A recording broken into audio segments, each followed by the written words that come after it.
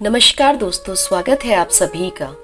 पंचांग के अनुसार कार्तिक माह के शुक्ल पक्ष में आने वाली देव उठनी एकादशी और द्वादशी तिथि के दिन भगवान विष्णु के विग्रह स्वरूप शालिग्राम और देवी तुलसी का विवाह किया जाता है। मान्यता है कि देव उठनी एकादशी के दिन भगवान विष्णु 4 महीने की निद्रा के बाद जागते हैं।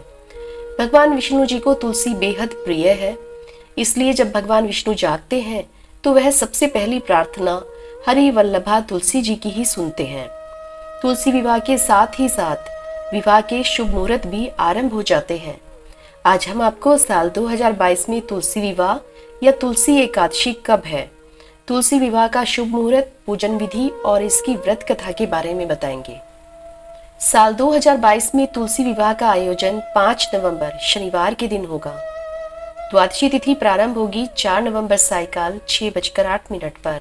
द्वादशी तिथि समाप्त होगी 5 नवंबर सायकाल 5:06 पर। एकादशी तिथि प्रारंभ होगी 3 नवंबर सायकाल 7:30 पर।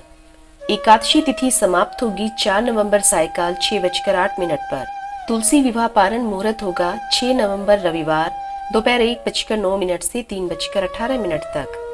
शास्त्रों के अनुसार तुलसी विवाह भगवान विष्णु के विग्रह स्वरूप शालिग्राम के साथ कराने की मान्यता है। इस दिन प्रातःकाल सूर्योदय से पूर्व उठकर स्नान के बाद स्वच्छ वस्त्र धारण करें और व्रत का संकल्प लें।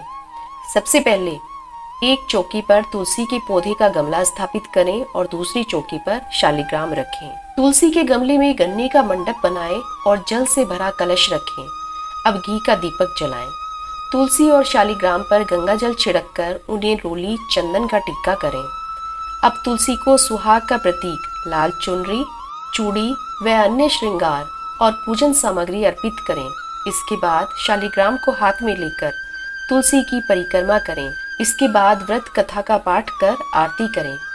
तुलसी विवाह संपन्न होने के बाद सभी को प्रसाद वितरित करें। मान्यता है कि तुलसी विवाह करने से कन्यादान के बराबर फल प्राप्त होता है। पौराणिक कथा के अनुसार एक बार जलंधर नाम का एक राक्षस था जो बहुत ही पराक्रमी था। उसकी वीरता का रहस्य उसकी पत्नी वृंदा का पतिव्रता धर्म था।